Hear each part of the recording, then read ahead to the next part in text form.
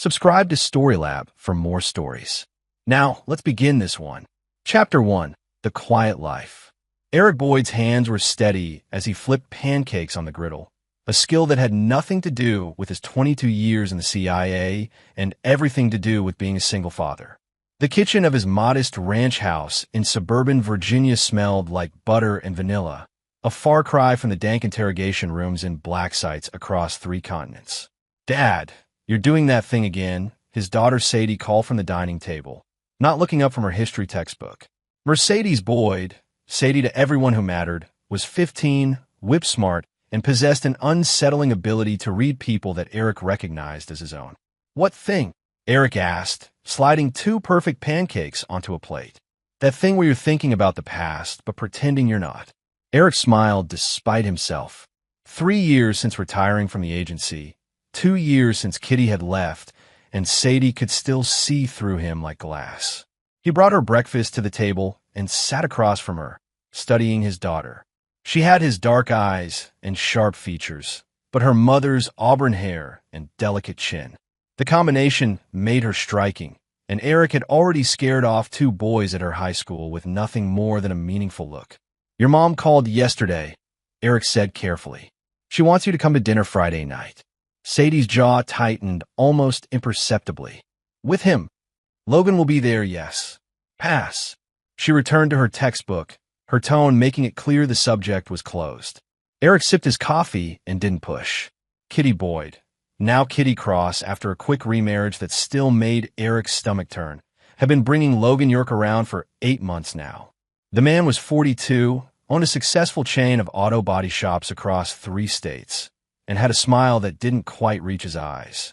Eric had run an unofficial background check within a week of meeting him. Clean record, good credit, no obvious red flags. But something about Logan made Eric's instincts honed in the world's darkest corners, prickle with warning. "How's school?" Eric asked, changing the subject. "Fine. Mr. Holloway wants to talk to you about my application to Georgetown."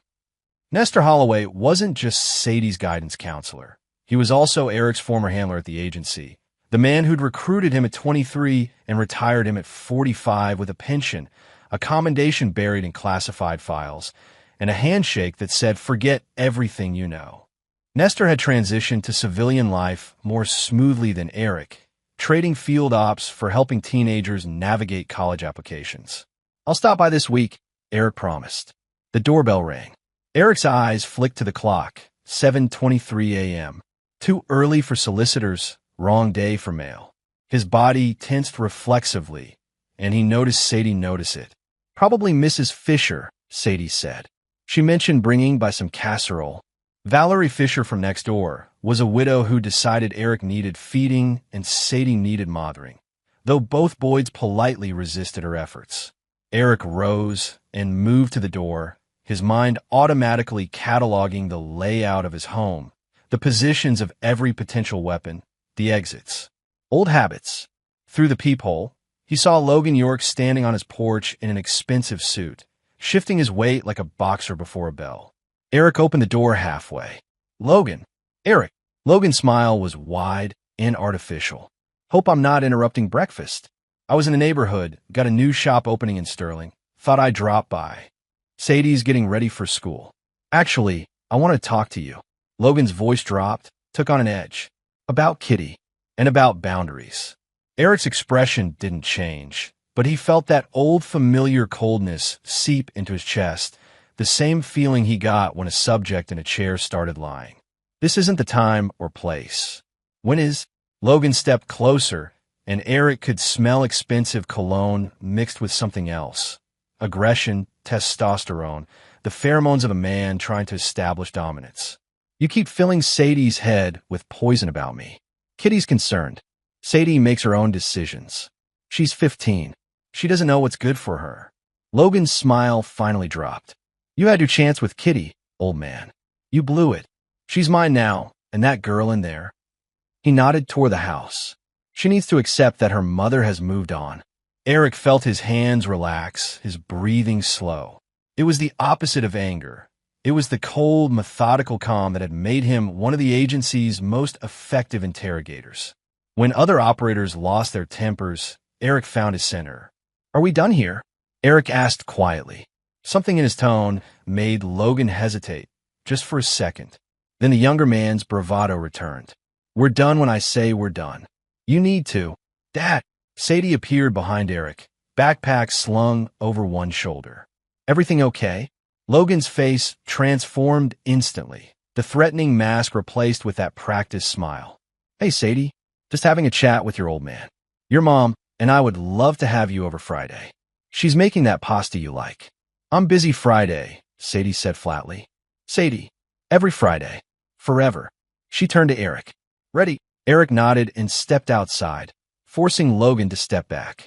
He locked the door and guided Sadie toward his truck, a 10-year-old Ford F-150 that started every time and drew no attention. "What did he want?" Sadie asked once they were inside. "To establish territory," Eric said, starting the engine. "He's an asshole."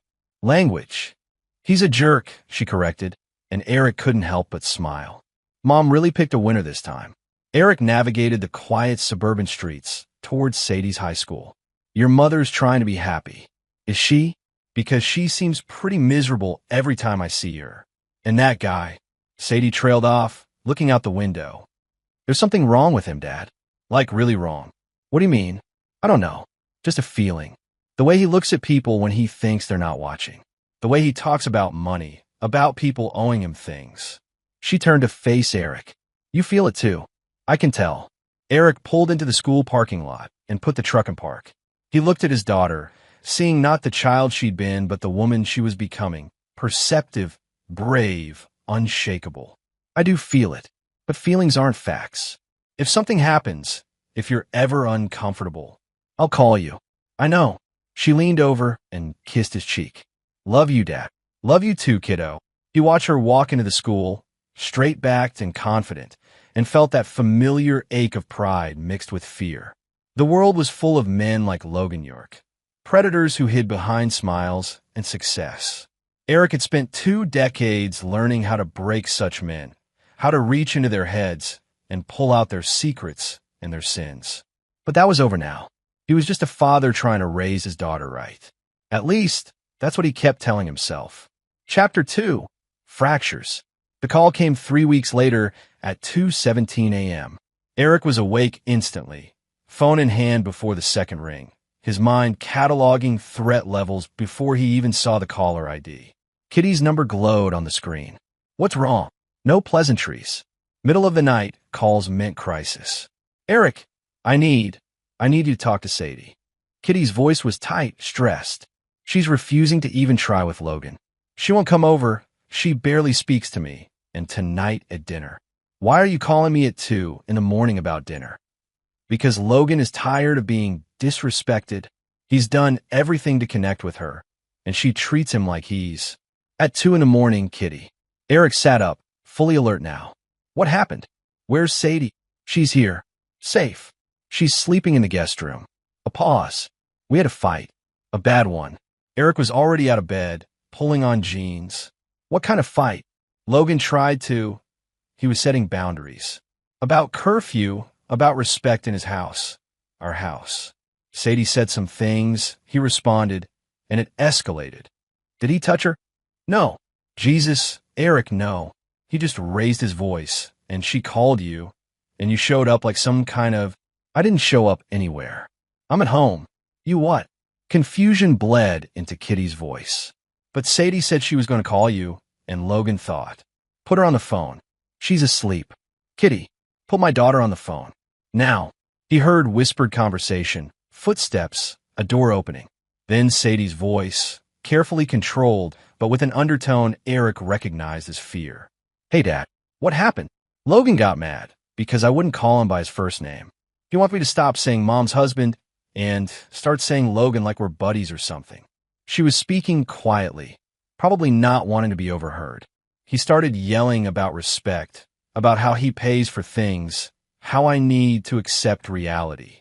Mom tried to calm him down, but he just got louder.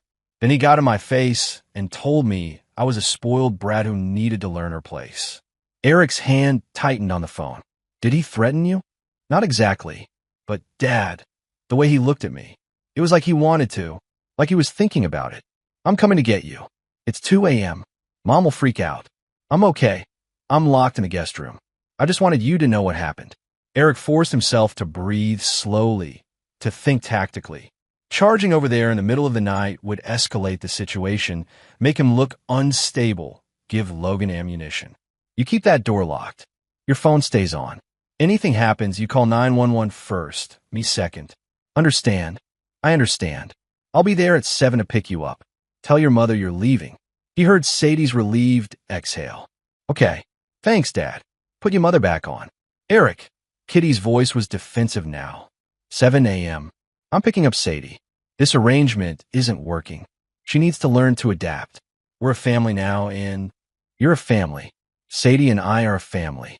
Those are two separate things. That's exactly the attitude that's causing problems. You're poisoning her against Logan, against me trying to have a life.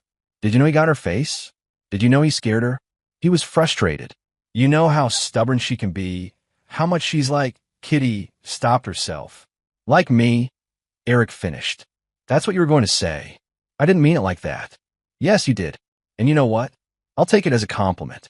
Because I taught her to trust her instincts, to stand up for herself, to not accept abuse from anyone, even from her mother's husband. It's not abuse to expect basic respect. It's abuse when a grown man gets in a teenage girl's face and intimidates her because she won't play happy family. Silence stretched between them, filled with 2 years of resentment and recrimination. Eric remembered when Kitty had been his anchor, the person who pulled him back from the darkness of his work. But somewhere in the last years of his career, she'd stopped being able to handle what he'd done. The classified deployments that meant weeks of no contact. The nights he woke up gasping, remembering faces and screams. The way he'd sometimes look at her with eyes that had seen too much of humanity's worst. She'd left the day after his retirement party, told him she'd waited until he was safe to go, that she couldn't do it anymore. 6 months later, Logan York was posting couple photos on social media, his arm around Kitty at restaurants Eric couldn't afford on his pension. 7 a.m., Eric repeated, "Have her ready." He ended the call and sat in the darkness of his bedroom, his mind working through scenarios. Logan York, 42 years old, never married, no kids, built a business from nothing in 15 years. On paper, a success story. But Eric hadn't survived 2 decades in the world's worst places by trusting paper. At his desk, he opened his laptop and began to dig deeper. Logan York had grown up in Philadelphia, son of a mechanic who died when Logan was 19. Mother was in a nursing home in Allentown, Alzheimer's. No siblings. His first auto body shop opened when he was 27, backed by a loan from an LLC that Eric's initial check hadn't traced back. Within 3 years, he had 2 more shops. Within 10, he had 15 across Virginia, Maryland, and Pennsylvania. The growth pattern was unusual. Most businesses that expanded that fast had external funding, venture capital, angel investors, family money. Logan's publicly available financials showed bank loans and reinvested profits. But the math didn't quite work. Eric had interrogated enough money launderers and fraudsters to recognize when someone's wealth didn't match their paper trail. He spent the next 4 hours going deeper, using access credentials that technically he shouldn't still have, but that no one had thought to revoke. By 6 a.m., he had a picture that made his jaw clench. Logan York's auto body shops were legitimate businesses, but 3 of them, one in Baltimore, one in Richmond, one in Harrisburg, had been investigated for insurance fraud. No charges filed, but the investigations had generated paperwork. Cars being declared totaled that were actually reparable. Repair costs inflated. Kickbacks to insurance adjusters. The kind of scheme that made good money if you were willing to cross ethical lines. But there was more.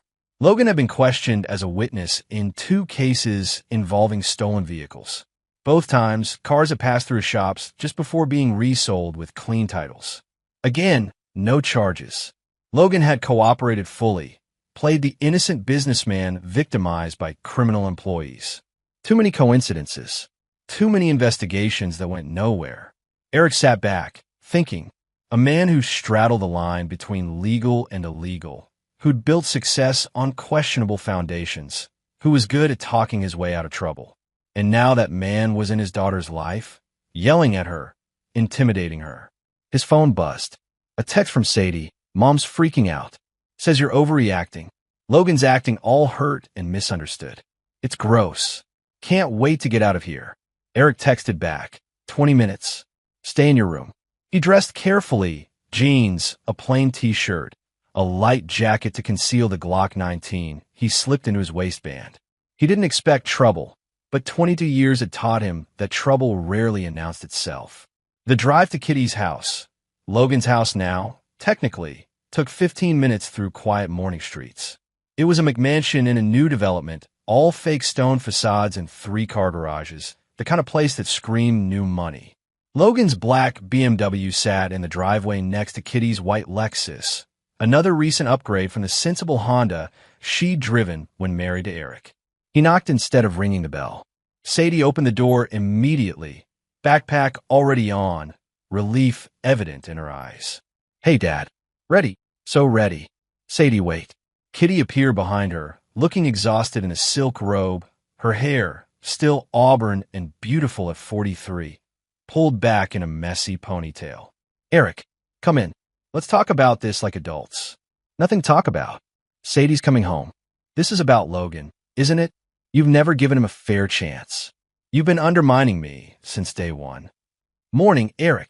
Logan appeared at the top of the stairs, wearing sweatpants and a tight t-shirt that showed off his gym-built physique. His smile was sharp. Didn't expect the cavalry at dawn. Eric looked at him with the flat, empty gaze he'd perfected in interrogation rooms. My daughter called. I came. That's how it works. Your daughter is dramatic. Logan descended the stairs with deliberate casualness. She's 15. Everything is a crisis. Interesting perspective from someone who got at her face and intimidated her. I spoke firmly. There's a difference. Maybe if you'd done more of that, she'd have better manners. The air temperature seemed to drop. Sadie moved closer to Eric, and Kitty put a hand on Logan's arm, warning. Logan, please. No, babe, he needs to hear this. Logan shook her off, his eyes locked on Eric. You had your chance to be a husband and father. You failed at both. Your wife left you because you're a cold, emotionally unavailable relic who can't function in the real world. Your daughter is going to learn that you're not some hero. You're just a washed-up government worker with a pension and no future. Eric felt Sadie tense beside him. When he spoke, his voice was barely above a whisper. We're leaving now. Sadie, car. That's it. Logan laughed. That's all you got? I insult you to your face, and you just slink away? No wonder Kitty upgraded. Eric turned to face Logan fully for the first time. I don't need to defend myself to you. I don't need to explain myself to you. I don't need to acknowledge you at all. You're nothing to me. A temporary inconvenience in my daughter's life. In 5 years, she'll be in college, and you'll be a bad memory she laughs about with her therapist. Logan's face flushed. Get the hell out of my house. Gladly. Sadie. They turned to leave. Eric's hand was on the doorknob when Logan spoke again, his voice dripping with contempt. You know what Kitty told me? About your time in the CIA? Logan stepped closer. That you were just a glorified secretary. Paperwork and briefings. She said you've built up this mystique, this tough guy act, but that you were basically a bureaucrat playing dress-up. That the closest you got to action was a paper cut. Eric paused, turned his head slightly, not looking at Logan, but not moving forward either. Logan, stop, Kitty whispered. You don't know. What? What don't I know? That he's been feeding everyone lies about being some kind of badass? Please, look at him. He's just an old man with delusions of grandeur. Eric felt something cold and familiar settle into his bones. It was the feeling he got when a subject broke, when they revealed everything and understood, too late, that they'd miscalculated everything. He turned back to face Logan York. Kitty's right. You don't know, and you should pray it stays that way. Is that a threat? No, just a fact. Eric guided Sadie out the door. As they reached his truck, he heard Logan shout after them. You're pathetic, Boyd. Both of you. In the truck, Sadie buckled her seatbelt with shaking hands. I hate him. I really, really hate him. I know. Mom's an idiot for being with him. Your mother is trying to find happiness. We can't fault her for that. even when she chooses a psycho? Eric started the engine, his mind already working through implications and possibilities. Logan York wasn't just an asshole. He was something worse, a predator who'd sensed weakness and was now circling. The insults, the provocations, the way he'd tried to dominate Eric in his own house. These weren't random acts. They were testing, probing. Dad, Sadie's voice was small. Is he dangerous? Eric thought about the insurance fraud, the stolen cars, the investigations that went nowhere.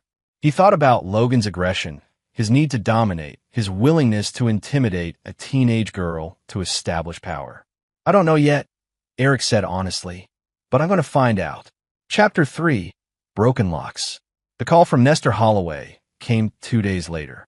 Eric was in his garage, organizing tools he rarely used, when his old handler's number flashed on his phone.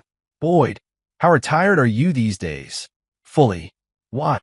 Because I just got a very interesting inquiry through back channels. Someone's been digging into your classified record. Or trying to.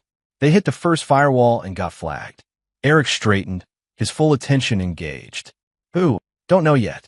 But it originated from a commercial background check service. The kind wealthy paranoids use when they want to investigate someone. Whoever put in the request knows enough about you to be asking the right questions, but not enough to know those questions can't be answered. Logan York, the boyfriend. Nestor had heard all about Eric's domestic situation over coffee the previous week. He's poking the bear. He's trying to prove I'm nobody. That I was exaggerating my career to look important. Well, he's about to learn otherwise. The flag will generate a visit from very serious people asking very serious questions. You want me to run interference? Eric thought about it. Logan getting visited by federal agents might actually be useful. No, let play out. But Nestor, do me a favor. Check into Logan York. Deep check. Everything you can find without tripping any official wires. You think he's dirty? I think he's something. I just don't know what yet. I'll call you in 48 hours. Eric went back into the house, his mind churning. Logan investigating him was escalation. It meant the man wasn't just an asshole boyfriend. He was actively trying to gather leverage, to find weaknesses. That level of paranoia suggested someone with secrets, someone used to defending their territory through information.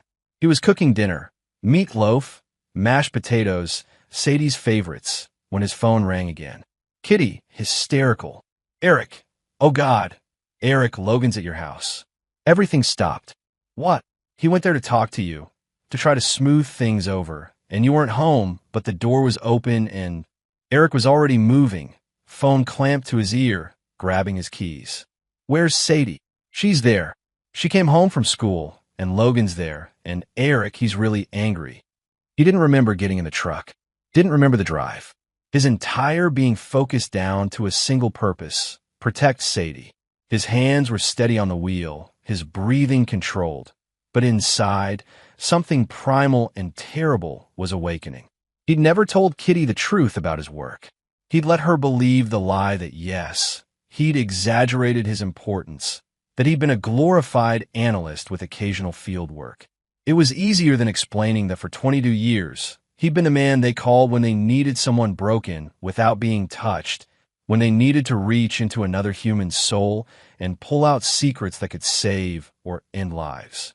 They'd called him the surgeon because of his precision, because he never left marks, because his subjects talked, eventually, inevitably, completely. And now Logan York, small-time fraudster, wannabe tough guy, intimidator of teenage girls, had walked into Eric Boyd's home uninvited. Eric's street appeared quiet. No police, no ambulances. His house looked undisturbed from the outside.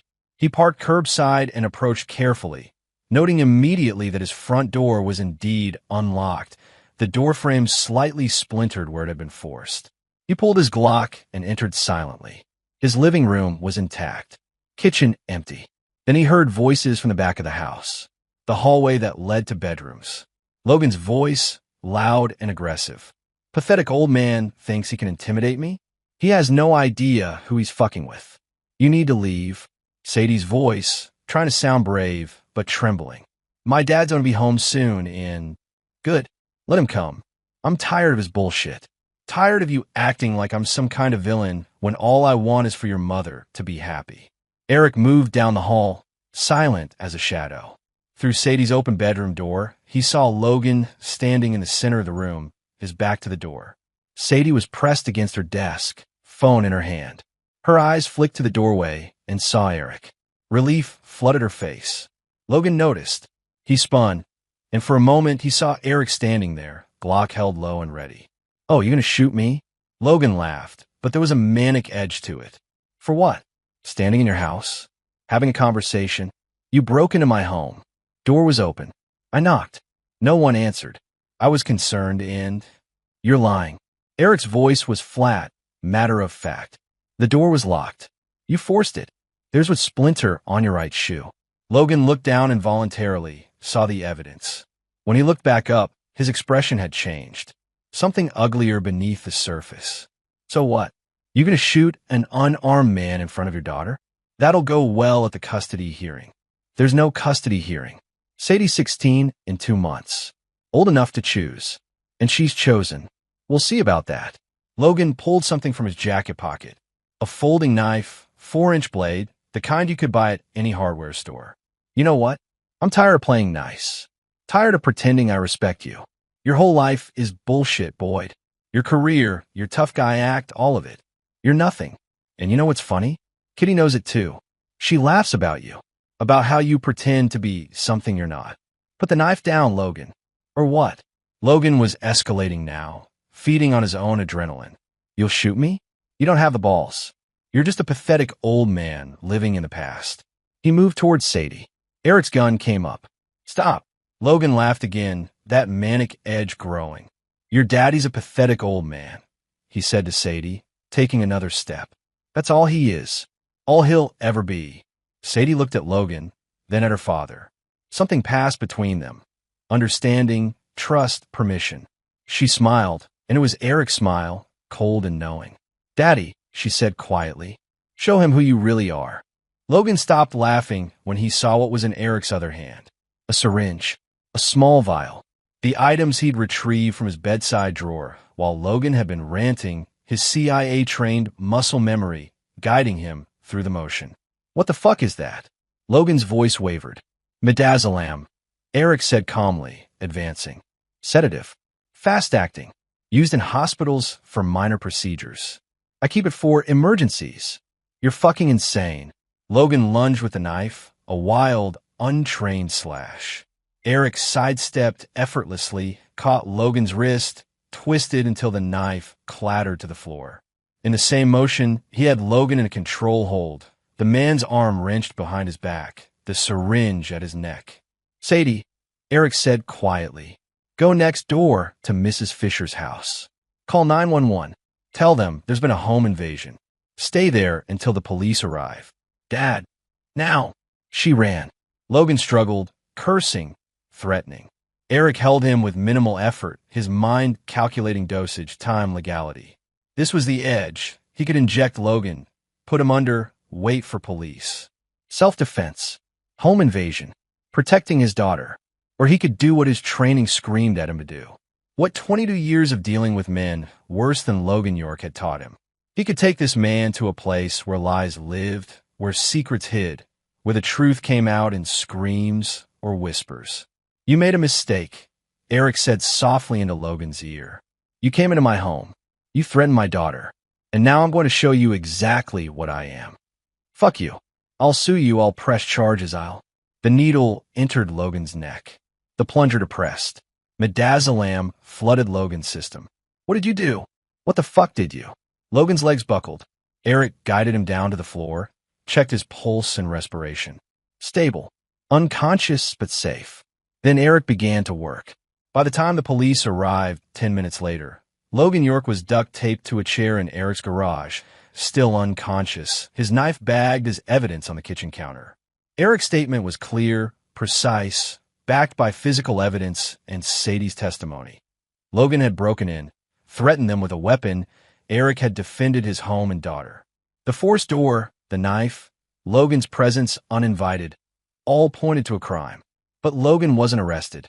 His lawyer arrived within an hour, a slick operator named Maxwell Allison who specialized in making problems disappear. Stories changed.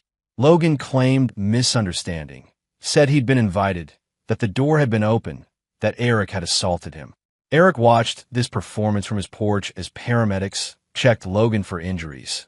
None. Eric had been careful, and police took statements. He saw Maxwell Allison whisper in the detective's ear, saw money and influence work their magic. No charges filed against Logan. But also, critically, no charges filed against Eric. We're calling this a mutual misunderstanding, Detective Regina Mitchell told Eric privately. She was mid-40s, sharp-eyed, and Eric could tell she didn't believe a word of Logan's story. But Boyd? Stay away from this guy. He's got lawyers, money, connections. He's also got a temper and apparently a thing about proving himself. This isn't over. I know. You know something else? His lawyer seemed real interested in who you used to work for. Started asking questions about sealed records and classified employment. I shut it down, but she studied Eric. What did you really do for the CIA? Nothing I can talk about. Regina nodded slowly. Figures. Look, off the record, Logan York's been on our radar. Nothing we can prove, but his businesses attract certain kinds of attention. If he comes near you or your daughter again, you call me directly. She handed him a card. And Boyd, whatever you did to him in that garage before we showed up, it scared the shit out of him. I could see it in his eyes. After everyone left, Eric found Sadie in her room, sitting on her bed, hugging her knees. Is it over? She asked. Eric sat beside her. No, kiddo. It's just beginning. What did you do to him? In the garage. I talked to him. Dad. Eric looked at his daughter, this brave, smart, wonderful person he'd somehow helped create. I told him that if he ever came near you again, if he ever threatened you, scared you, or made you uncomfortable in any way, I would find him. And I would spend 11 hours teaching him about fear. 11 hours? It's how long it takes to break someone completely, to reach the core of who they are and shatter it. I learned that a long time ago, in places you'll never have to see. He took her hand. He believed me, Sadie. And that's good, because I wasn't lying. She leaned against his shoulder. I'm glad you're my dad. I'm glad you're my daughter. Outside, the sun was setting. Eric stared out the window and thought about Logan York's face in the garage, conscious for just 3 minutes before the sedative took him fully, long enough to hear Eric describe in clinical detail exactly what he was capable of, exactly what he'd done to men who thought they were tough, exactly how easy it would be to make Logan disappear. Logan had pissed himself. That was satisfying. But Eric knew it wasn't enough. Men like Logan didn't learn from fear. They nursed it, fed it, let it turn into rage and revenge. This was just round one. And Eric Boyd had spent 2 decades winning wars that no one knew had been fought. Round 2 will be different. Chapter 4, Patterns in the Dark. 48 hours after the home invasion, Nestor Holloway showed up at Eric's door with 2 coffees and a manila folder thick with paper. You're not going to like this, Nestor said, settling into Eric's kitchen table. Eric took the coffee and opened the folder. Inside were financial records, surveillance photos, police reports, and intelligence assessments that technically shouldn't exist outside classified servers. Logan York, Nestor began, is what we used to call a cleaner. Not the kind that removes bodies, the kind that removes evidence. His auto body shops? 4 of them are legitimate. The other 11 are money laundering operations. Eric flipped through bank statements showing suspicious patterns. Large cash deposits, wire transfers to shell companies, vehicles purchased and resold at peculiar prices. He works with a network, Nestor continued. Stolen cars come in, get new VINs, clean titles sold at auction. Insurance fraud on the side. But here's where it gets interesting. 3 months ago, Baltimore PD and FBI were building a RICO case. They had wiretaps, undercover buys, the works. Then the case fell apart. Key witness disappeared. Evidence went missing from a lockup. The lead detective, Harris Larson, ended up under investigation himself for corruption. Logan bought his way out. More than that, he has a fixer, guy named Reyes Love, former cop, turned private investigator / professional problem solver. Love specializes in making legal troubles vanish. He's connected Judges, prosecutors, cops. Greases the right palms, applies the right pressure. Eric studied a surveillance photo of Reyes' love. Late 40s, ex-military bearing, cold eyes. So Logan's not just a con artist. He's organized and paranoid, which is why he investigated you. He probably does background checks on everyone who gets close to him or Kitty. When he found walls around your file, he got curious. Then he got stupid and tried to push through. FBI counterintelligence has him flagged now. Will they move on him?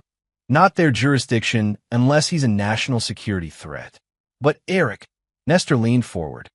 The background check he ran on you? It was thorough. He knows you work black ops.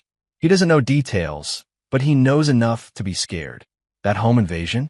That was him trying to provoke you, trying to get you to overreact so he could use it against you. He's building a case, harassment, threats, maybe even a restraining order to keep you away from Kitty and Sadie. Eric felt cold calculation settle over him. He's trying to isolate them. That's my read. Kitty's vulnerable right now. Divorced, middle-aged, flattered by the attention of a younger, successful guy. Logan controls the finances, the house, probably her social circle too. If he can paint you as unstable, dangerous, he completes the isolation. And then what? Nestor's expression darkened. Then he has complete control. And men who need that kind of control, they don't stop at psychological games. Eric closed the folder. I need you to do something for me. Unofficial. Completely off book. I'm retired, Eric. I counsel kids now. You're retired from the agency. You're not retired from giving a damn about protecting innocence. Nestor sighed. What do you need? I need surveillance on Logan. His movements, his contacts, his routines. I need to know when he's vulnerable. And I need you to keep Kitty and Sadie safe while I work. While you work, Eric, what are you planning? Eric met his old handler's eyes. Logan York came into my home and threatened my daughter with a knife. He's a criminal, a predator, and a coward. And he's operating under the mistaken belief that I'm bound by rules. You are bound by rules. We all are. That's what separates us from the animals we used to hunt. Not anymore. For 22 years, I followed orders. I did terrible things in service of abstract goals. National security, strategic advantage, political expedience. I broke men who were fathers, sons, brothers. Some deserved it. Some probably didn't. But I did it anyway because that was the job. Eric stood, looking out his kitchen window at Sadie's basketball hoop in the driveway, at the normal suburban street where normal people live normal lives. But this isn't about national security, he continued quietly. This is about my daughter, my family. And for that, I don't need permission. I don't need oversight. I just need opportunity. Eric, I'm going to destroy him, Nestor. Legally, if possible. If not, he turned back. There are black sites around the world where men like Logan York disappear into holes and never come out. I can't access those anymore, but I learned their principles. I know how to make someone vanish in ways that don't leave forensic evidence. Jesus Christ, you're talking about murder. I'm talking about protection. Logan's already escalating. How long before he hurts Kitty? Before he decides Sadie's resistance needs to be punished? I've seen this pattern 100 times in different contexts. Men like him don't stop until they're stopped. Nestor was silent for a long moment. Then, surveillance only.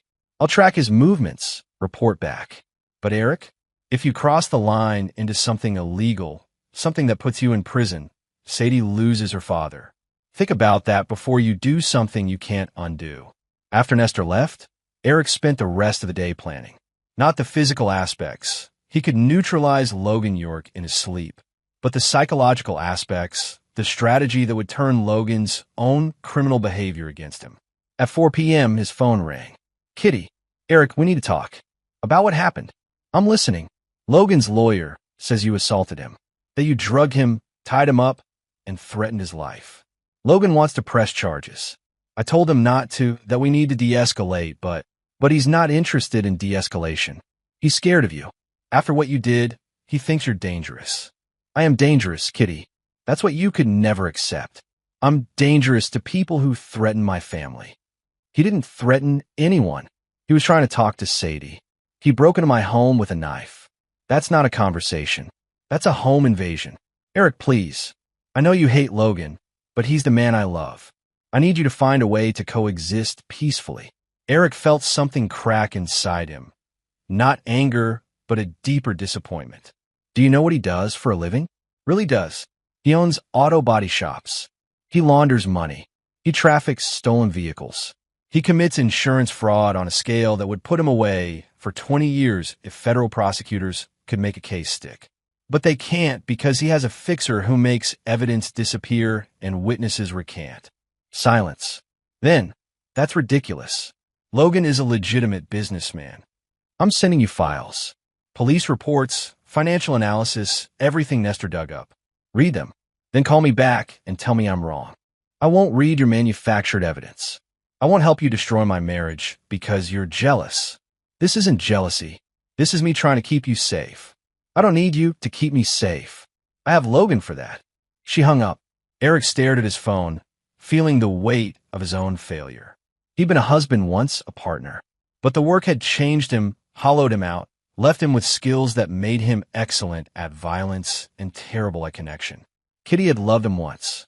Now she loved Logan York, or the idea of Logan York, the successful charmer who'd swept her into a lifestyle of luxury and attention.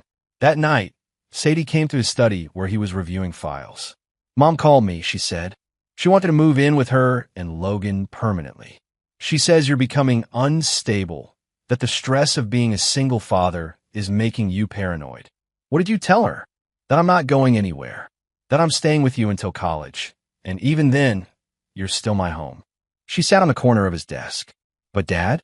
She believes him. She really thinks Logan's a good guy, and you're the problem. I know. Are you going to let him win? Eric looked at his daughter. Fierce, brave, loyal beyond measure. No, kiddo. I'm going to make him wish he'd never heard our name. Chapter 5. The Spider's Patience. For the next 2 weeks, Eric became a ghost in Logan York's life. He didn't follow him. Nestor handled that, providing daily reports on Logan's movements, meetings, patterns. Instead, Eric studied his prey, learning everything about how Logan operated, where he was vulnerable, what mattered to him. The picture that emerged was of a man driven by ego and greed in equal measure. Logan needed to be seen as successful, powerful, respected. His social media was full of expensive watches, luxury cars, photos with local politicians and business leaders.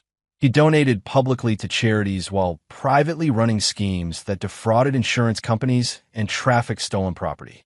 But the real revelation came from Nestor's surveillance of Logan's meetings with Reyes Love. They meet every Tuesday at a restaurant called the Mill House, Nestor reported. Always the same booth, always a 2-hour lunch. I got close enough to plant a listening device last week. He handed Eric an audio file on a USB drive. You'll want to hear Tuesday's conversation. Eric listened that night, headphones on, taking notes. Logan's voice, telling you this Eric Boyd situation is getting out of control. The guy drugged me, tied me up, started describing in detail how he could make me disappear. This isn't some desk jockey. This is a legitimate threat. Reyes Love, he was CIA retired. I made some calls. His files locked down tight, which means he was someone important. Black Ops, probably. Enhanced interrogation, maybe worse. Logan, so what do? I can't have this guy hanging over me, undermining Kitty, turning Sadie against me. It's affecting my relationship, my peace of mind. Reyes, you have 3 options. 1, you back off completely. Apologize. Make peace. Let Sadie do whatever she wants. But that makes you look weak. Logan, not happening. Reyes, 2, you go legal. Restraining order, custody battle. Tie him up in court for years. Expensive but effective. With his history, we can paint him as unstable, dangerous. PTSD, violent tendencies, unsafe around children. Logan, I like that. What's option 3? A pause. Then Reyes, carefully. We make the problem go away permanently. Eric's blood went cold. Logan, interested. What does that mean? Reyes, it means I know people who specialize in making problems disappear. Accidents happen. House fires. Car crashes. Random violence in the wrong part of town. It's expensive, 6 figures, but final. Logan, you're talking about murder. Reyes, I'm talking about solutions. But Logan, you need to understand what you're asking. This isn't like making evidence disappear or buying off a cop. This is crossing a line that you can't uncross. If you go this route, you're mine forever. I own you. Because if you ever turn on me, if you ever try to cut ties or rat me out, I'll make sure the trail leads straight back to your doorstep. Silence on the recording. Eric could almost feel Logan thinking, weighing his ego against his fear. Finally, let me think about it. I'll let you know next Tuesday. The recording ended. Eric sat in the darkness of his study, processing what he'd just heard. Logan York wasn't just a bully or a con artist. He was actively considering murder. Not in the heat of passion, but coldly, calculated, discussed over lunch like a business transaction. That changed everything. Eric called Nestor. Did you hear Tuesday's recording? I heard it.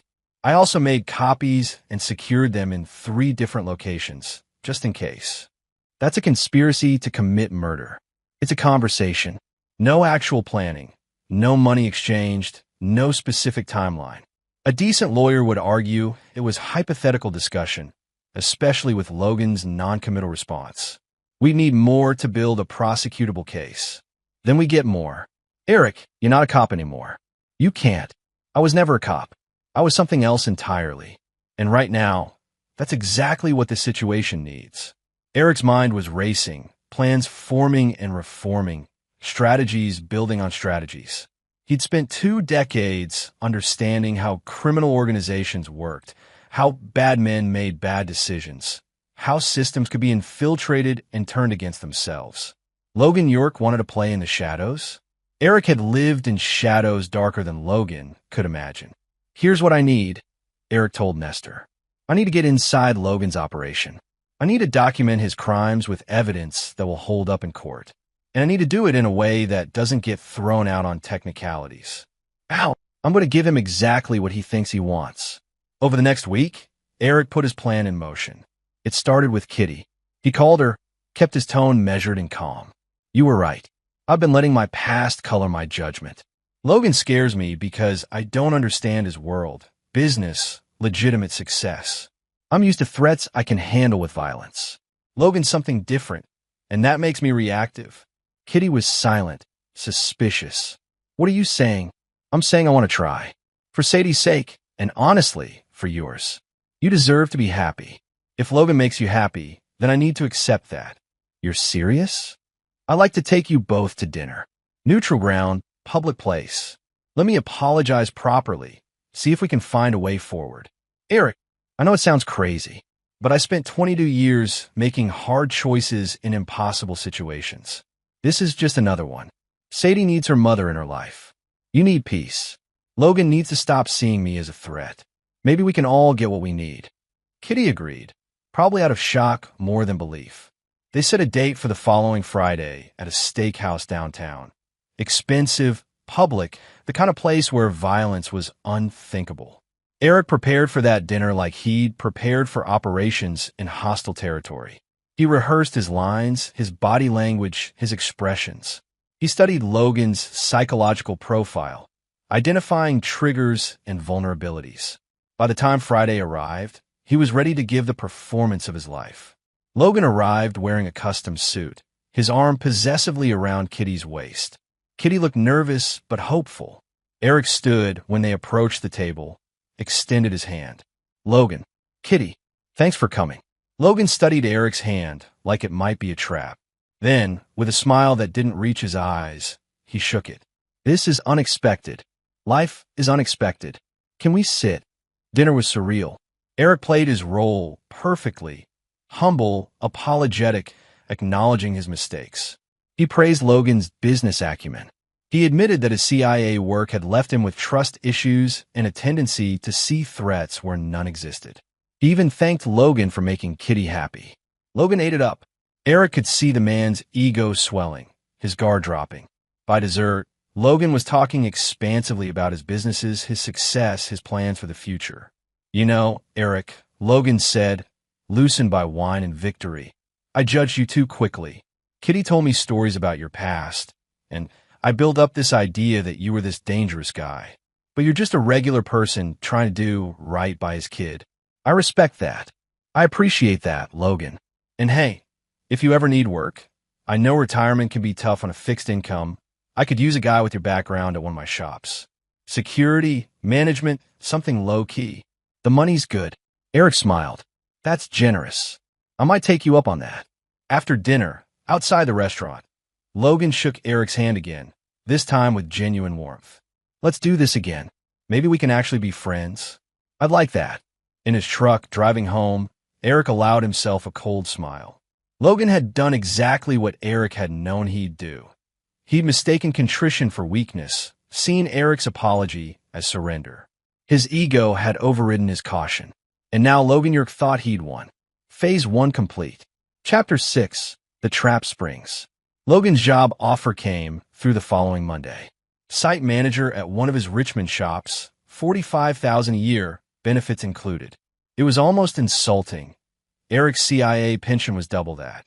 But he accepted gratefully, played the role of grateful retiree who needed extra income. His first day was Wednesday. Logan personally showed him around the facility, introducing him to staff, explaining operations. Eric absorbed every detail while maintaining his mask of agreeable incompetence. The shop was legitimate on its surface. Damaged vehicles came in, repairs were made, insurance companies were billed. But Eric's trained eye caught the anomalies. Vehicles that stayed in closed bays for days without visible work. Parts orders that didn't match the repairs supposedly being done. Staff members who didn't interact with the regular crew, who came and went at odd hours. By the end of his first week, Eric had identified the scheme.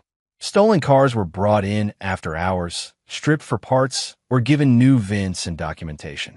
The legitimate business provided cover, and the complex logistics made it hard to track any single irregular activity. It was elegant in its way. Logan had built a criminal enterprise hiding inside a legitimate business. Layers of plausible deniability protecting him from investigation. But every system had weaknesses. Every operation left traces. Eric just had to find them. He started small, photographing VINs on cars that came through after hours, matching them against stolen vehicle databases using access codes he technically shouldn't still have, documenting the flow of parts and vehicles, building a timeline.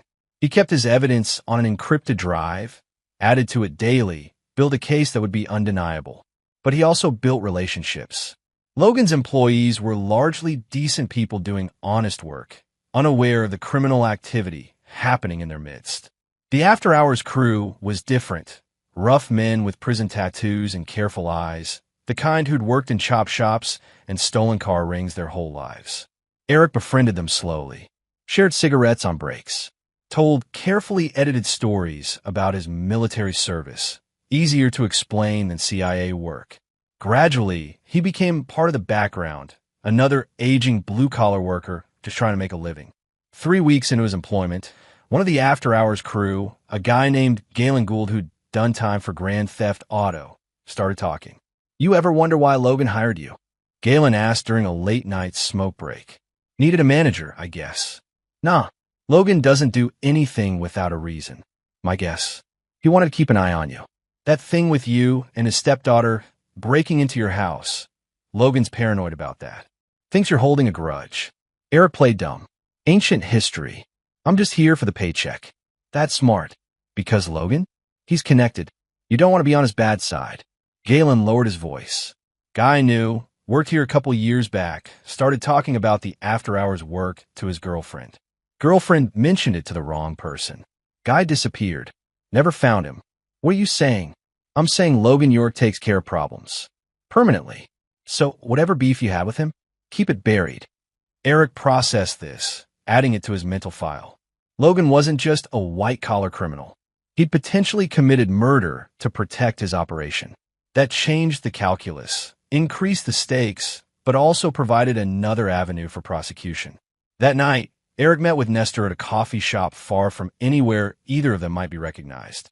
"I've got documentation on 24 stolen vehicles processed through Logan's Richmond shop in the last month alone," Eric said, sliding a USB drive across the table. "VINs photographs, timestamps. Cross-reference them with stolen vehicle reports, and you'll have a pattern that's prosecutable. This is good work, but Eric, you're in deep now." If Logan finds out you're documenting his operation, you're not just getting fired. You're getting disappeared. I know. That's why we need to move soon. I can get more evidence, but time is running out. Logan's having another meeting with Reyes Love tomorrow. I need you to record it. The bug's still active in their usual booth. What are you expecting? Logan's been under pressure. The FBI flag on his background check, the increased scrutiny, me accepting his job offer when he probably expected me to refuse. It's all making him paranoid. Paranoid people make mistakes, and I want those mistakes on record. The next day was Tuesday. Eric worked his shift at the shop, played his role, and waited. At 7 p.m., Nestor sent him the audio file from Logan's lunch. Eric listened in his truck, parked in a grocery store lot. Logan's voice, agitated. I don't like this. Boyd's being too accommodating. Taking the job, being friendly, acting like everything's fine. It doesn't fit. Reyes Love. Maybe he really is trying to make peace. Not everyone's playing an angle. Logan, everyone's playing an angle. I learned that from you. And Boyd, there's something off about him. The way he watches people. The way he asks questions that sound innocent but aren't. Last week, he was asking Galen about our after-hours operations. Nothing direct, just casual conversation, but Galen noticed. Reyes, you think he's investigating you? Logan, I think he's smarter than he pretends to be, and that means he's dangerous. Reyes, so what do you want to do? A long pause. Then Logan, quietly, I want you to activate option 3. The permanent solution we discussed. I want Eric Boyd gone. Eric's hands tightened on the steering wheel. Reyes, you understand what you're asking? Once this starts, there's no stopping it. And it's $200,000, cash, non-refundable. Half up front. Logan, I understand. How long? Reyes, 2 weeks. Maybe less. It'll look like an accident. Random violence. These things happen. Logan, do it. The recording ended. Eric sat in his truck, processing. Logan had just ordered his murder. Not in the heat of anger, but coldly, with calculation. And he'd done it on a recording that Eric now possessed. He called Nestor. We have him.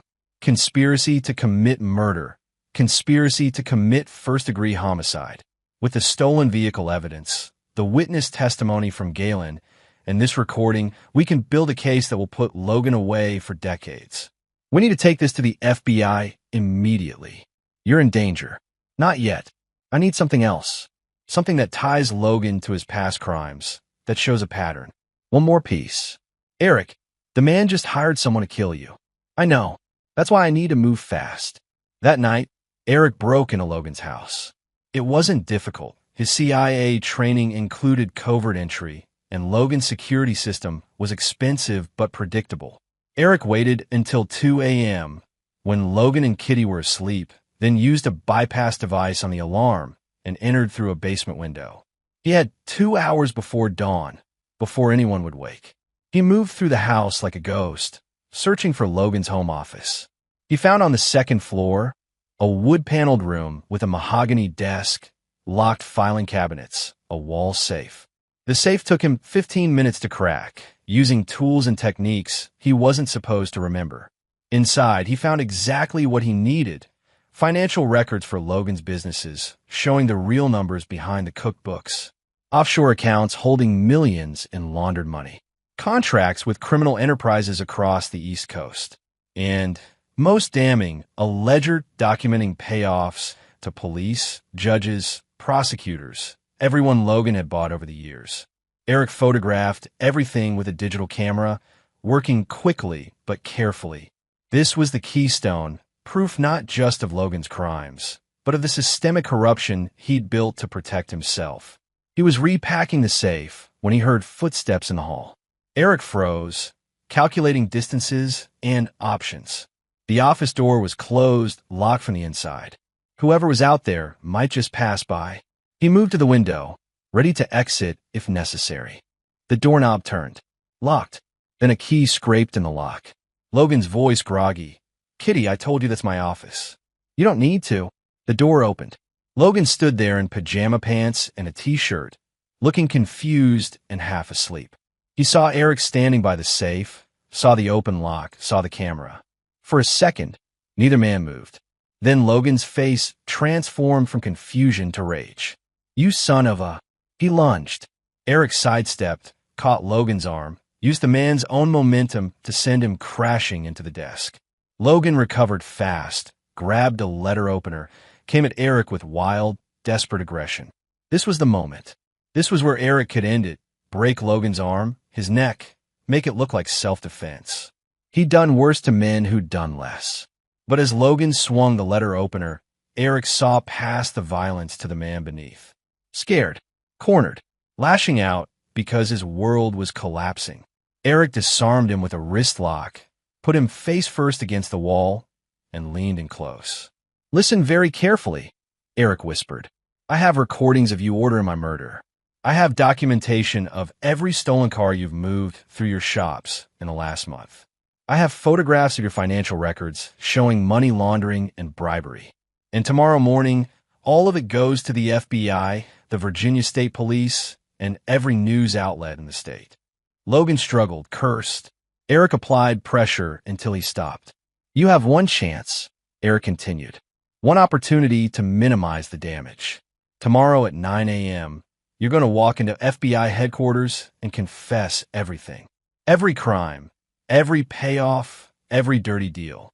You're going to give them Reyes love and everyone in your network. And you're going to plead guilty to every charge they bring. Why would I do that?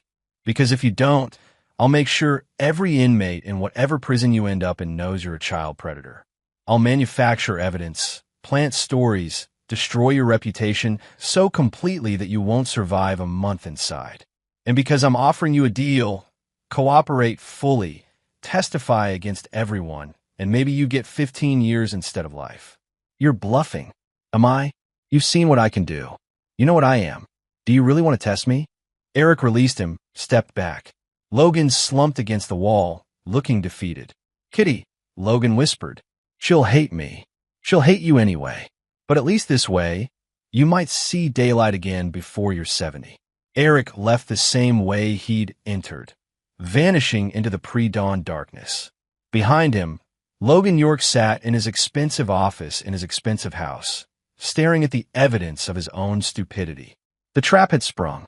Now came the reckoning. Chapter 7. Collapse. Logan York didn't show up at FBI headquarters the next morning. Eric hadn't really expected him to. Men like Logan didn't surrender, didn't accept defeat gracefully. Instead, they fought, flailed, made desperate moves that only dug them deeper. At 10 a.m., Eric's phone rang. Detective Regina Mitchell. "Boyd, we need to talk. Logan York filed a complaint this morning. Says you broke into his house, assaulted him, and threatened his life. He's got bruises, witnesses, and he's pushing for your arrest. I was home all night. My daughter can confirm. Your daughter who hates Logan and would lie to protect you? I was home all night," Eric repeated calmly. "Logan's making false accusations because he knows I've been documenting his criminal activities. He's trying to discredit me before evidence comes to light." "Evidence of what?" "Money laundering, auto theft rings, bribery and corruption of public officials, and conspiracy to commit my murder." Silence on the other end. "Then, you'd better come down to the station and bring a lawyer." Eric spent the next 6 hours being questioned, his story picked apart, his evidence examined. He'd prepared for this, had everything organized and documented. The recordings of Logan's meetings with Reyes Love. The photographs from the Richmond shop showing stolen vehicles. The financial documents from Logan's safe, authenticated by forensic analysis. By 4 p.m., Detective Mitchell's attitude had shifted from skeptical to fascinated. "This is... Jesus, Boyd, this is enough to bring down half the criminal network in Richmond. How long have you been working on this?" 3 weeks actively, but I've been watching Logan for months." "And the home invasion? You really broke in?" "Logan invited me to work at his shop. I accepted. While working there, I observed criminal activity and documented it. Last night, I received credible intelligence that Logan had hired someone to kill me. I made the tactical decision to confront him directly and offer him a chance to cooperate before more people got hurt. It was spin, careful phrasing that acknowledged the break-in while framing it as justified. Regina saw through it, but she also saw the bigger picture. I need to bring the FBI into this. And Virginia State Police. This goes beyond my jurisdiction. I understand. By nightfall, Logan York's world was burning. FBI agents raided his businesses, his home, his attorney's office. Reyes Love was arrested, tried to flee to Canada. Assets were frozen. Employees were questioned. The carefully constructed facade of legitimacy crumbled under coordinated law enforcement pressure. Eric watched it unfold on the news from his living room. Sadie beside him, eating popcorn. Is Mom okay? Sadie asked. Physically, yes. Emotionally, she's going to need time. Kitty had called 3 times, hysterical, accusing Eric of destroying her life. He'd listened, let her vent, offered support she'd angrily rejected. Eventually, she'd stop calling. Eventually, she'd need help. And when she did, Eric would be there, not as a husband, but as the father of her child, as someone who still cared about her well-being even if their marriage was long dead. He really tried to have you killed, Sadie said quietly. He did. Are you scared? Of Logan? No. Reyes Love is in custody. Logan's too busy dealing with his own problems to threaten anyone. And even if he tried, he's being watched by every federal agency in Virginia. Not what I meant. Are you scared of what you did? Of how far you went? Eric looked at his daughter, this remarkable person who asked the hard questions. Yes. I crossed lines I swore I'd left behind. I used skills and methods that I promised myself I'd never use again. And part of me, he trailed off, searching for honesty. Part of me enjoyed it. The planning, the execution, the victory. That scares me more than Logan ever did. Sadie leaned against his shoulder. You protected me. That's all that matters. It's not that simple. Maybe it should be. The next morning, Eric met with Nestor at their usual coffee shop. His old handler looked tired, older than his 60 years. The Bureau wants to talk to you officially, Nestor said. They're impressed with your evidence gathering, but they have questions about methods. Specifically about that home invasion. I'm willing to cooperate fully. They're also offering you a consulting position. Apparently, you're the first retired operator they've seen who can still work an undercover operation this complex. They want to know if you'd be interested in helping train their agents. Eric sipped his coffee, considering. Tell them thank you, but no. I'm done with that world. Are you? Because from where I sit, you just spent a month living in it. This was different. This was personal. And the next time something personal happens, the next time someone threatens Sadie, or you, or anyone you care about, you're going to dust off your old skills again. Eric didn't have an answer, because the truth was he'd felt alive these past weeks in a way he hadn't since retirement. The planning, the strategy, the careful manipulation of his target. It had all come back so naturally, so easily. He was good at this, better than he was at being a civilian, at building a normal life. I can't go back, Eric said finally. I won't. Sadie needs a father, not an operator. Then be both. Be the father who can protect his daughter because he has skills that most fathers don't. There's no shame in that, Eric. Chapter 8, 11 hours. The call came 2 weeks later, just as Eric was beginning to think the crisis had passed. It was from Reyes Love's lawyer, Maxwell Allison, the same slick operator who'd represented Logan during the home invasion incident. Mr. Boyd, my client would like to speak with you. Before his arraignment tomorrow, before any plea agreements are finalized. He says he has information you'll want to hear. About what? About Logan York and about certain plans that were already set in motion before my client's arrest. Eric felt cold wash over him. What plans? The kind that don't stop just because one man is in custody. Mr. Boyd, Reyes Love hired contractors. They were paid half up front before his arrest. The job is still active. Where's Sadie? Eric was already moving, phone clamped between shoulder and ear, grabbing his gun from the safe. At school, according to your daughter's social media. But Mr. Boyd? These contractors are professional. They'll wait for the right opportunity. And once they start, they don't stop until the job is done or they're dead. Set up the meeting. I'll be there in an hour. Eric called Sadie's school, had her pulled from class into the principal's office with instructions not to leave until he arrived. Then he called Nestor, got him mobilizing FBI protection. Then he drove to the federal detention center where Reyes Love was being held. The man who met him in the interview room looked nothing like the tough ex-cop from surveillance photos.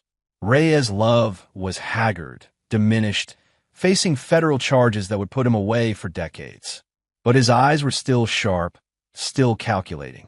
The contractors are called the North Carolina Three, Reyes said without preamble. Ex-military, special forces, worked private security before going freelance. They specialize in making deaths look accidental. Car crashes, home invasions gone wrong, muggings. They were paid $100,000 up front to eliminate you within 2 weeks. That deadline is in 4 days. Why are you telling me this? Because Logan's in here with me, and he's singing like a canary, giving up everyone, trying to cut himself a deal. He told the feds that I was the one who planned everything, that he was just following my advice. He's hanging all of this on me. Reyes leaned forward. So, I'm returning the favor. Logan thinks he's clever, thinks he can talk his way out of this. But those contractors? They don't care that we're arrested. They have a job, they've been paid, they'll finish it. And when they do, when you're dead and it looks like an accident, Logan's defense becomes stronger. No victim to testify, no witness to contradict his story. You're giving me their names, locations, everything, in exchange for my testimony, counting more than Logan's. In exchange for the prosecutors knowing that I'm cooperating fully while he's trying to play games. Eric studied the man across from him. Reyes' love was a predator, a criminal who'd made his living fixing problems for bad men. But he was also pragmatic, and right now, his pragmatism meant giving Eric the tools to survive. Tell me everything. Reyes loved it. Names, descriptions, known addresses, operational tactics. The North Carolina Three, Jacques Cardenas, Norman Rasmussen, and Barrett McKay, were based outside Durham. Former Army Rangers, dishonorable discharges, a string of suspicious deaths in their wake that no one had been able to prove were murders. They'll surveil you first, Reyes explained. Learn your patterns, your vulnerabilities. Then they'll strike when you're alone, when it can look accidental. They're patient, professional, and very good at their jobs. Not good enough? Eric said quietly.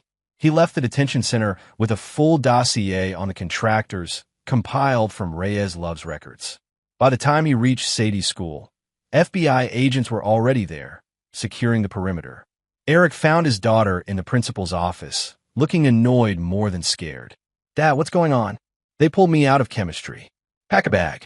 We're going somewhere safe for a few days. Is this about Logan? Logan hired people to kill me before he got arrested. They're still out there, still active. Until they're caught, you and I need to be careful. Sadie's expression shifted from annoyance to fear to something harder. They're going to come after us. They're going to try. So what do we do? Eric looked at his daughter, seeing his own resolve reflected back. We don't hide. We don't run. We set a trap and we wait. The property Eric chose was a cabin 3 hours west in the mountains near Shenandoah National Park. He'd bought it years ago with agency earnings, a place to disappear if he ever needed to. It was isolated, defensible, and most importantly, it had security systems that would make Fort Knox jealous. They arrived after dark, Sadie carrying her overnight bag, Eric carrying considerably more hardware. Inside, he activated the perimeter sensors, checked the cameras, inventoried his weapons. The cabin had 2 entrances, bulletproof windows, reinforced doors, and enough ammunition to hold off a small army. This is like a spy movie, Sadie said, trying to sound brave. This is survival, and you're going to stay in the panic room until I tell you it's safe. The what? Eric showed her the hidden door behind a bookshelf, the reinforced steel room beneath the cabin with its own air supply, communications, and emergency exit. If shooting starts, you go here. You lock the door and you don't come out until you hear my voice or the FBI's. I'm not hiding while you fight. Yes, you are, because I can't do what I need to do if I'm worried about protecting you. This is how you help me, by being safe. Sadie wanted to argue, but she saw something in Eric's face that stopped her. Okay, but you come back, Dad. You promise me. I promise. That night, Eric sat in the darkness of his cabin and waited. The North Carolina Three would come. Of that, he was certain. Reyes' Love's information was solid, and Eric had made himself an obvious target. A lone man in an isolated cabin, apparently unaware of the threat. It was perfect bait. His only advantage was that he knew they were coming. The sensors triggered at 3:17 a.m. Three heat signatures approaching from different directions, professional spacing, textbook tactical movement. Eric watched them on his monitors, noting their equipment, their coordination, their confidence. They thought they were hunting a retired analyst. They had no idea they were walking into the lair of a predator who'd spent 2 decades perfecting the art of psychological and physical warfare. Eric let them get close. Let them breach his outer perimeter, disable his obvious security measures, approach the cabin with growing confidence. Then, when they were committed, when all three were inside his kill zone, he activated the real defenses. Floodlights erupted from hidden positions, blinding the contractors.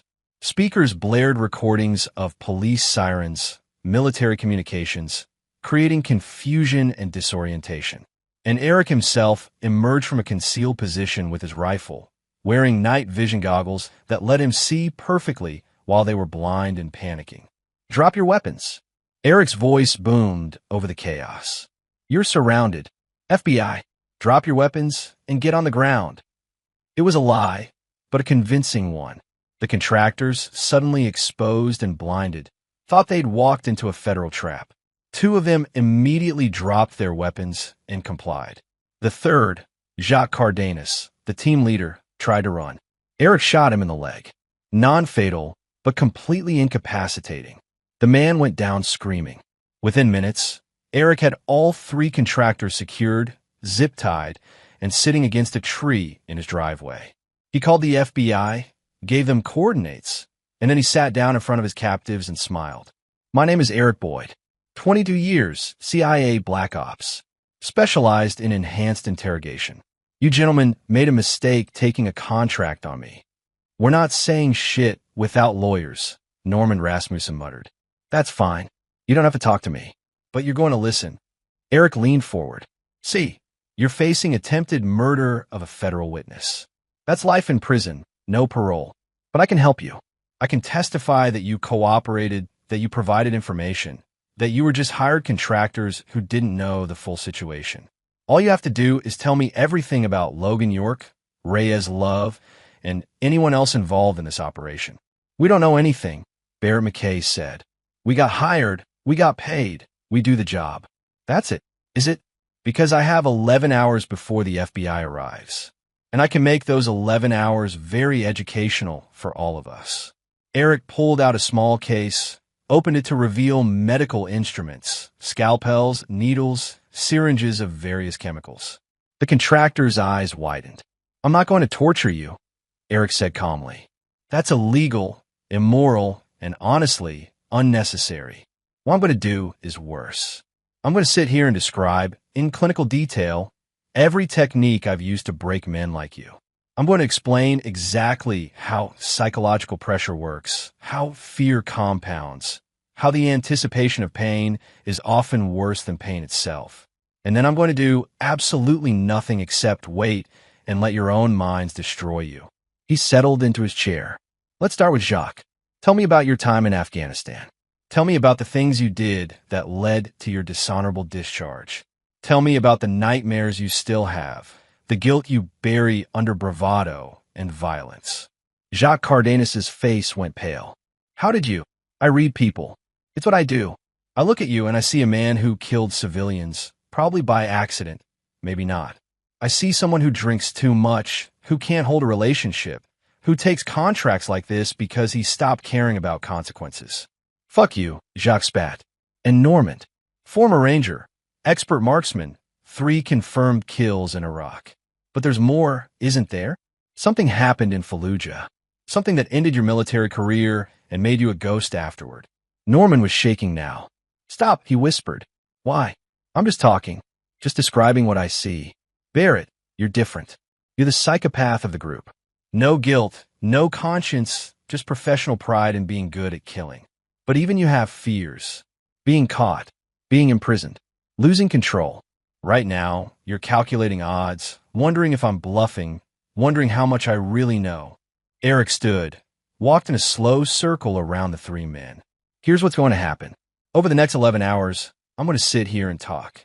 I'm going to tell you stories about interrogations I've conducted. I'm going to describe the moment when a subject breaks, when they realize there's no escape, when they give up everything.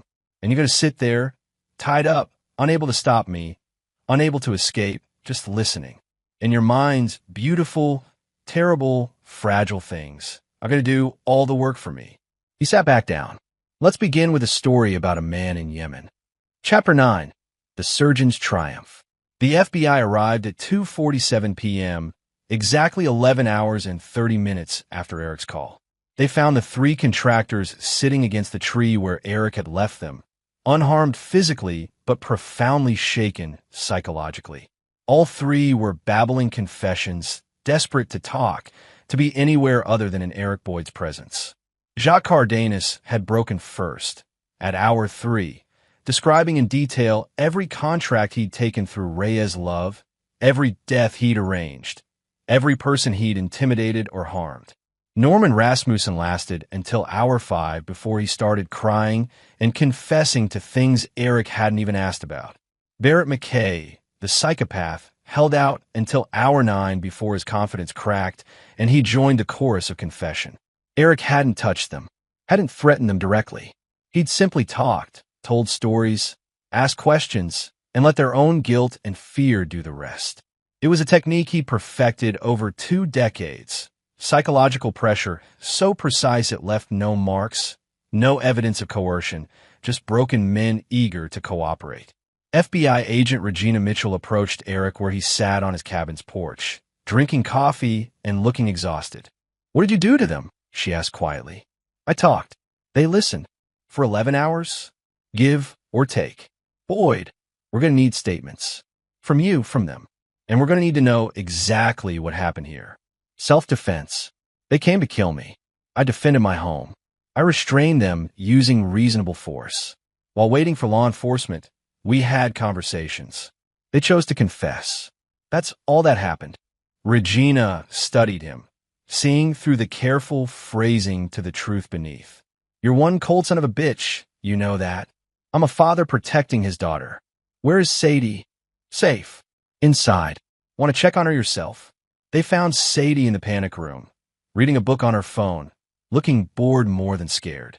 She brightened when she saw Eric. "Is it over?" "It's over." She hugged him tightly. Over her head, Eric met Regina's eyes. The detective nodded slowly, understanding passing between them. Whatever Eric had done, however he'd done it, the result was 3 dangerous criminals off the streets and a cascade of confessions that would likely close a dozen unsolved cases. The next 2 weeks were a blur of statements, depositions, and legal proceedings. Logan York, faced with overwhelming evidence and multiple witnesses, pleaded guilty to all charges: money laundering, auto theft, insurance fraud, conspiracy to commit murder. The judge sentenced him to 35 years in federal prison, no possibility of parole for 20. Reyes Love got 40 years for being the architect of multiple murders. The North Carolina 3 each received life sentences without parole. And Eric Boyd went back to his quiet life in suburban Virginia, cooking pancakes for his daughter and trying to pretend he was just a normal single father. But he wasn't normal. Couldn't be. The events of the past months had proven that. A month after Logan's sentencing, Kitty called. Her voice was small, broken. "Eric, can I come over? I need to talk to you." "Of course."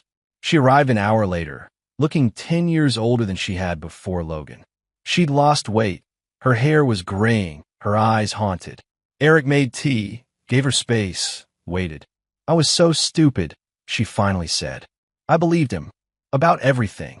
About you being the problem, about him being legitimate, about building a new life. And instead, I almost got you killed. Got Sadie endangered. I'm so sorry, Eric. I'm so sorry. I know. Can you ever forgive me?" Eric thought about forgiveness, about the nature of mistakes and consequences. "Kitty, I forgive you, but I can't be what you need me to be. I can't be your husband again, can't be your stability. You need to find that in yourself. I know. I just wanted you to know that I see it now. Who you really are. What you did to protect Sadie, to protect me even though I didn't deserve it. You're not the cold, empty man I left. You're a good person who does hard things because someone has to. I'm not good. I'm just a father. That's the same thing. After she left, Eric found Sadie in her room, doing homework. She looked up, smiled. Mom, okay? Getting there. Slowly. Are you okay? Eric sat on the edge of her bed. I don't know, kiddo. I did things these past months that I swore I'd never do again. I hurt people, manipulated them, used skills that should have stayed buried. And the worst part? I was good at it. Really good. You protected me. That makes you good. It's not that simple. Why not? Bad people do bad things because they want to hurt others. Good people do hard things to protect the ones they love. You're good, Dad. Even when you're scary, even when you do things that make other people uncomfortable, you're good. I know that. Mom knows that now. And maybe someday you'll know it too. Eric hugged his daughter, felt her arms around him, solid and real and perfect. Whatever he was, operator, interrogator, father, he'd kept her safe. That had to count for something. 3 months later, Nestor Holloway called with interesting news. The FBI wants to hire you as a consultant, teaching interrogation techniques, psychological operations, all the stuff you're so unnaturally good at. It's a legitimate offer, good pay, no field work required. Tell them thanks, but no. You sure? It's a chance to use your skills for good, too. I'm using my skills for good right now. Raising Sadie, being present, being normal, or as normal as I can be. All right, but Eric, if you change your mind, or if you ever need anything, you call me. You're one of the best operators I ever ran. The world is worse without people like you in it. The world is better when people like me don't need to exist. Eric hung up and went to the kitchen, where Sadie was making dinner, spaghetti, her specialty. They, together, talked about her day at school, laughed at a stupid video she showed him on her phone. It was normal, mundane, perfect. And if sometimes, late at night, Eric lay awake and remembered the look on Logan York's face when he realized he'd made a fatal mistake, or the way the contractors had broken under nothing but words and time, or the cold satisfaction of seeing evil men brought to justice. Well, that was between him and his conscience. He was Eric Boyd, father, retired operator, the man who'd spent 22 years in darkness so others could live in light. And he'd won. Epilogue. 5 years later, Sadie Boyd graduated from Georgetown University with honors. Her father sat in the audience, proud and present, just another dad in the crowd. Logan York was serving his sentence in a federal penitentiary in Pennsylvania. Kitty Cross had remarried, this time to a genuinely kind accountant who treated her well. And Eric Boyd? He coached youth basketball, volunteered at the VA, and lived quietly in his ranch house in suburban Virginia. His neighbors thought he was a boring retired government worker. They had no idea about the demons he'd faced, the battles he'd won, the skills that lay dormant but never forgotten. And that was exactly how Eric wanted it. Because the most dangerous men are the ones who look harmless. The most effective warriors are the ones who no longer need to fight. And the best fathers are the ones who will do absolutely anything, legal or not, moral or not, easy or impossible, to protect their children. Eric Boyd had been all of those things, and he'd do it all again in a heartbeat. This is where our story comes to an end. Share your thoughts in the comments section. Thanks for your precious time. If you enjoyed this story, then please make sure you subscribe to this channel. That would help me a lot. Click on the video you see on the screen, and I will see you there.